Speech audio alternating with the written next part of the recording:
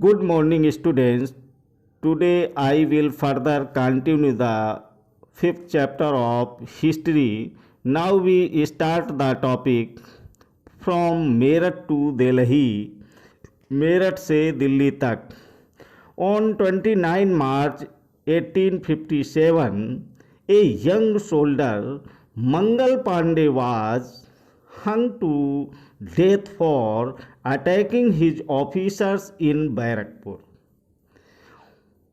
29 मार्च 1857 को युवा सिपाही मंगल पांडे को बैरकपुर में अपने अफसरों पर हमला करने के आरोप में फांसी पर लटका दिया गया. Some days later, some sepoys of the regiment at Meerut refused to do the army drill using the new cartridges, which were suspected of being coated with the fat of cows and pigs.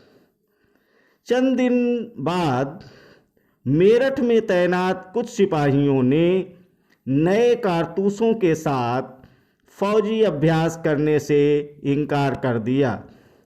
सिपाहियों को लगता था कि उन पर गाय और सूअर की चर्बी का लेप चढ़ाया गया था. 85 sepoys were dismissed from service and sentenced to 10 years in jail for disobeying their officers. This happened on 9 May 1857. 85 सिपाहियों को नौकरी से निकाल दिया गया. उन्हें अपने अफसरों का हुक्म न मानने के आरोप में 10-10 साल की सजा दी गई. यह 9 मई 1857 की बात है. The response of the other Indian soldiers in Meerut was quite extraordinary. On 10 May, the soldier marched to the jail in Meerut and released the imprisoned sepoys. Meerut में तैनात दूसरे भारतीय सिपाहियों की प्रतिक्रिया बहुत ज़बरदस्त रही. 10 मई को सिपाहियों ने मेरठ की जेल पर धावा बोलकर वहां बंद सिपाहियों को आज़ाद करा लिया. They attacked and killed British officers. They captured guns and ammunition and set fire to the buildings and properties of the British and declared war on a Firangis. उन्होंने अंग्रेज अफसरों पर हमला करके उन्हें मार गिराया. उन्होंने बंदूक और हथियार कब्जे में ले लिए और अंग्रेजों की इमारतों व संपत्तियों को आग के हवाले कर दिया. उन्होंने फिरंगियों के खिलाफ युद्ध का ऐलान कर दिया. The soldiers were determined to bring an end to their rule in the country. But who would rule the land? Instead, the soldier had an answer to this question: the Mughal Emperor Bahadur Shah Zafar. सिपाही पूरे देश में अंग्रेजों के शासन को खत्म करने पर आदा थे, लेकिन सवाल यह था कि अंग्रेजों के जाने के बाद देश का शासन कौन चलाएगा. सिपाहियों ने इसका भी जवाब ढूंढ लिया था. वे मुगल सम्राट बहादुर शाह जफर को देश का The sepoys of Meerut rode all night of 10 May to reach Delhi in the early hours next morning. Meerut के कुछ सिपाहियों की एक टोली 10 मई की रात को घोड़ों पर सवार होकर मुंह अंधेरे ही दिल्ली पहुंच गई। As news of their arrival spread, the regiment station in Delhi also rose up in rebellion. जैसे ही उनके आने की खबर फैली, दिल्ली में तैनात टुकड़ियों ने भी बगावत कर दी।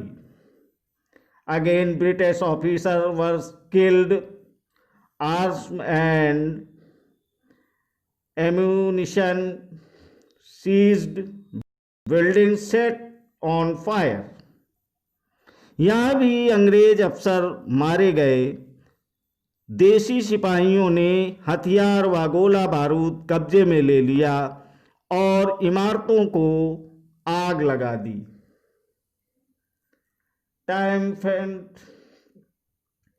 Triumphant soldiers gathered around the walls of the Red Fort where the बादशाह lived. विजयी सिपाही लाल किले की दीवारों के आसपास जमा हो गए। वे बादशाह से मिलना चाहते थे। Demanding to meet him, the emperor was not quite willing to challenge the mighty British power, but the soldiers persisted. They forced their way into the place and proclaimed Bahadur Shah Zafar as their leader. बादशाह अंग्रेजों को भारी ताकत से दो हाथ करने को तैयार नहीं थे, लेकिन सिपाही भी अड़े रहे। आखिरकार वे जबरन महल में घुस गए और बहादुर शाह जफर को अपना नेता घोषित कर दिया। The aging emperor had to accept this demand. He wrote letter to all the chief and rulers of the country to come forward and organize a confederacy of Indian states of fight the British. This single step taken by Bahadur Shah had great implication. बूढ़े बादशाह को सिपाहियों की यह मांग माननी पड़ी। उन्होंने देश भर के मुखियाओं और शासकों को चिट्ठी लिखकर अंग्रेजों से लड़ने के लिए भारतीय राज्यों का एक संघ बनाने का आह्वान किया। बहादुर शाह के एकमात्र कदम के गहरे परिणाम सामने आए। The Mughal dynasty has ruled over a very large part of the country. Most smaller rulers and chieftains controlled different territories on behalf of the Mughal ruler. अंग्रेजों से पहले देश के एक बहुत बड़े हिस्से पर मुगल साम्राज्य का ही शासन था। ज़्यादातर छोटे शासक और रजवाड़े मुगल बादशाह के नाम पर ही अपने इलाकों का शासन चलाते थे। Threatened by the expansion of British rule, many of them felt that if the Mughal emperor could rule again, they too would be able to rule their own territories once more under Mughal authority. British शासन के विस्तार से भयभीत ऐसे बहुत सारे शासकों को लगता था कि अगर मुगल बादशाह दोबारा शासन स्थापित कर लें तो वे मुगल आधिपत्य में दोबारा अपने इलाके का शासन बेफिक्र होकर चलाने लगेंगे। The British had not expected this to happen. They thought the disturbance caused by the issue of the cartridges would die down. अंग्रेजों को इन घटनाओं की उम्मीद नहीं थी। उन्हें लगता था कि कारतूसों के मुद्दे पर पैदा हुई उथल पुथल कुछ समय में शांत हो जाएगी। But Bahadur Shah Zafar's decision to blessed the rebellion change the entire situation dramatically, often see an alternative possibility. They feel inspired and enthused. It gives them the courage, hope and confidence to act. लेकिन जब बहादुर शाह जफर ने बगावत को अपना समर्थन दे दिया तो स्थिति रातों रात बदल गई। अक्सर ऐसा होता है कि जब लोगों को कोई रास्ता दिखाई देने लगता है तो उनका उत्साह और साहस बढ़ जाता है। इससे उन्हें आगे बढ़ने की हिम्मत, उम्मीद और आत्मविश्वास मिलता है। द रिवेलियन स्प्रेड्स, बगावत फैलने लगी। After the British were rooted from Delhi, there was no uprising for almost a week. It took that much time for news to travel. जब दिल्ली में अंग्रेजों के पैर उखड़ गए तो लगभग एक हफ्ते तक कहीं कोई विद्रोह नहीं हुआ। जाहिर है कि खबर फैलने भी कुछ समय तो लगना ही था। Then a spread of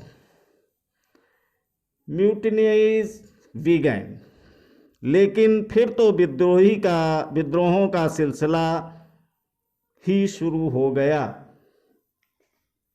regiment after regiment mutinied and took off to join other troops at nodal points like Delhi. एक के बाद हर एक रेजिमेंट में सिपाहियों ने, यानी एक के बाद एक हर रेजिमेंट में सिपाहियों ने विद्रोह कर दिया और वे Kanpur and Lucknow, after them the people of the towns and village also rose up in rebellion and rallied around local leaders, zamindars and chief who were prepared to establish their authority and fight the British. और वे दिल्ली, कानपुर व लखनऊ जैसे मुख्य बिंदुओं पर दूसरी टुकड़ियों का साथ देने को निकल पड़े। उनकी देखा दाखी कस्बों और गांवों के लोग भी बगावत के रास्ते पर चलने लगे। वे स्थानीय नेताओं, जमींदारों और मुखियाओं के पीछे संगठित हो गए। Nana Saheb the adopted son of the late Peshwa Bajirao, who lived near Kanpur, gathered armed forces and expelled the British garrison from the city. He proclaimed himself Peshwa. स्वर्गीय पेशवा बाजीराव के दत्तक पुत्र नाना साहेब कानपुर के पास रहते थे। उन्होंने सेना इकट्ठा की और ब्रिटिश सैनिकों को शहर से खदेड़ दिया। उन्होंने खुद को पेशवा घोषित कर दिया। He declared that he was a governor under Empire Bahadur Shah Jafar in Lucknow, Warjish Qadar, the son of the deposed Nawab Wajid Ali Shah, was proclaimed the new Nawab.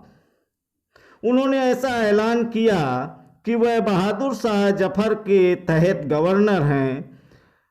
Lucknow से हटा दिया गया नवाब वाजिद अली के बेटे विरजिस कद को नया नवाब घोषित कर दिया गया। He too acknowledged the suzerainty of Bahadur Shah Jafar. His mother Begum Hazrat Mahal took an active part of organizing the uprising against the British. In Jhansi, Rani Lakshmi Bai joined the rebel sepoys and fought the British along with Tatya तोपे। विरजिस कद्र ने भी बहादुर शाह जफर को अपना बादशाह मान लिया। उनकी मां बेगम हजरत महल ने अंग्रेजों के खिलाफ विद्रोह को बढ़ावा देने में बढ़ चढ़कर हिस्सा लिया। झांसी में रानी लक्ष्मीबाई भी विद्रोही सिपाहियों के साथ जा मिली। उन्होंने नाना साहब के सेनापति तात्या टोपे के साथ मिलकर अंग्रेजों को भारी चुनौती दी। The general of Nana Sahib in the Mandla region of Madhya Pradesh, Rani Avantibai Lodhi of Ramgarh, raised and led an army of 4,000 against the British, who had taken over the administration of her state. Madhya Pradesh के मांडला क्षेत्र में राजगढ़ की रानी अवंतीबाई लोधी ने 4,000 सैनिकों की फौज तैयार की और अंग्रेजों के खिलाफ उसका नेतृत्व किया, क्योंकि ब्रिटिश शासन ने उनके राज्य के प्रशासन पर नियंत्रण कर लिया था। The British were greatly outnumbered by the rebel forces. They were defeated in a number of battles. विद्रोही टुकड़ियों के सामने अंग्रेजों की संख्या बहुत कम थी। बहुत सारे मोर्चों पर उनकी जबरदस्त हार हुई।